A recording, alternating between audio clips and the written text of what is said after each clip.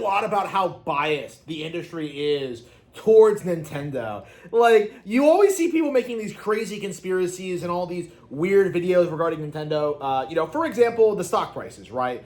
Stock prices in all tech are dropping like a rock right now because of AI and how it's not paying off, and because of like this or that. The RAM prices, things like that. Like, it has nothing to do with the actual business. Right? Nintendo is the only company that people spurred out about when it came to the stock prices, because people tried to associate it with the Switch 2. They tried to say that Nintendo was failing. They tried to make all these conspiracy theories, while you heard absolutely nothing from the other camps. Like, all you heard were crickets. Like, chirp, chirp, chirp. Like, you don't hear a single thing. And this is another example of that phenomenon. Because Phil Spencer came out today and resigned. His replacement resigned. And they're putting in an Indian woman as his replacement. Xbox is done. They are finished. They have been for like 15 years. Xbox is completely 100% done. And not a single person is addressing the elephant in the room. That the promise of Phil Spencer was that he would bring a golden age to the Xbox One. That he would save it from Don Matrick. That the Xbox Game Pass would be this huge success story. The Netflix of gaming.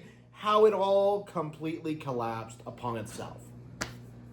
People do not talk enough about how big of a failure the Xbox brand is, because this is the brand I was told was the next big thing. Okay, I was told growing up that Xbox, it's way better than Nintendo. They have Halo and Halo 2 and Xbox Live. Xbox is dominating the industry. Master Chief is the biggest name in gaming. So many people who didn't know what they were talking about would hype this shit up and glaze it. You would see them reading those shitty tie-in novels. Oh man, the Spartans are so cool. Oh, they're so badass. Oh, Red versus Blue came out. Oh, this is the funniest thing ever. Oh, Monty Oom. Oh, you saw so many people desperately try and gaslight you into thinking that the Xbox was going to be the savior of Western gaming, the American console, and what happens? They hand over the reins of the company to another Indian. Unbelievable. Just downright disgusting, ridiculous, absurd. And it really should be called out. And it should be spelled out what this means. Because, when you compare this to something like, say, Doug Bowser retiring and Devin Pritchard taking over, the difference is striking, because people were claiming Nintendo was woke, that the games would be censored, that Nintendo would go downhill. You saw all of that, right? Even though that Devin Pritchard has no real power, and she has all this oversight from the Japanese, who have retained the leadership of their company.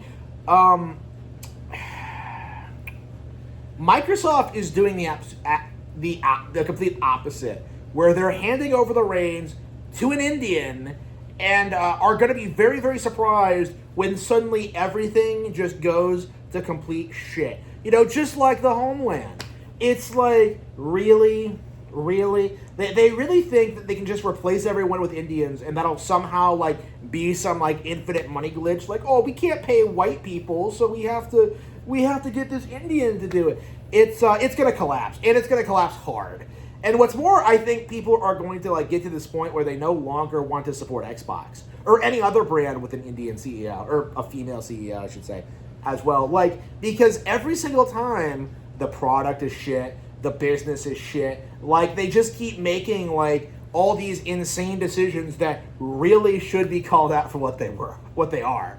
Honestly, what we're seeing is the end of Xbox, essentially, and we're not really seeing anybody addressing it. Not a single person other than myself is really bringing up how doomed Xbox is right now.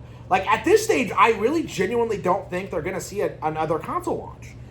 At this rate, I really think that the Xbox One's gonna get it. They're just gonna do more iterations of it. They're not gonna release new technology, because they don't have the capacity to innovate. They don't have the ability to do anything new or exciting. They can't get games out fast enough. You know, they bought Bethesda, they bought Activision, they bought like all these companies. They bought fucking Double Fine, okay? And nothing of value has come from that at all. They acquired all these studios, and not a single one of them has like produced anything of value. You know? Like, what do you think Xbox is gonna do? What are they gonna do? You know, people can sit there and like glaze all they want. Like, oh man, I remember going to a GameStop and picking up Deadly Premonition, and it was the quirkiest shit ever. Oh man, I love this game. Oh, I swear he's based. Oh, funny Japanese man. Oh, like, you know, you can like simp all you want over situations like that. You can try and downplay the reality of the situation, the reality of what you're getting into, the reality of what's going on with Xbox right now. But the reality is, this is a console that has only ever been propped up due to being associated with Microsoft, like one of the most evil companies in the world. You know, a company founded by Bill Gates, who named the company after his dick.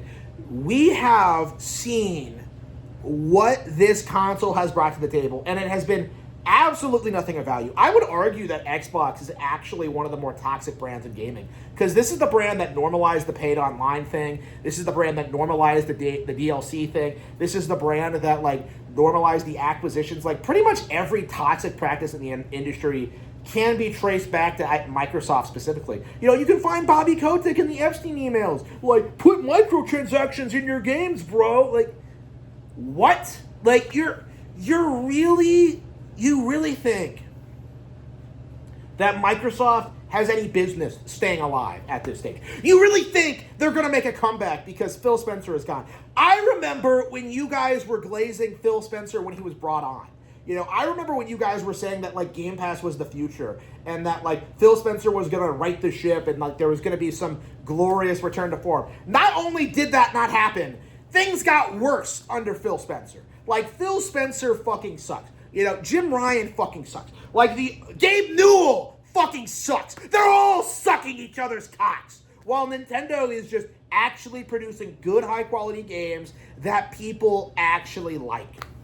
You know, that's why Nintendo's won the gaming war. It's not just a console war. They also beat PC and mobile.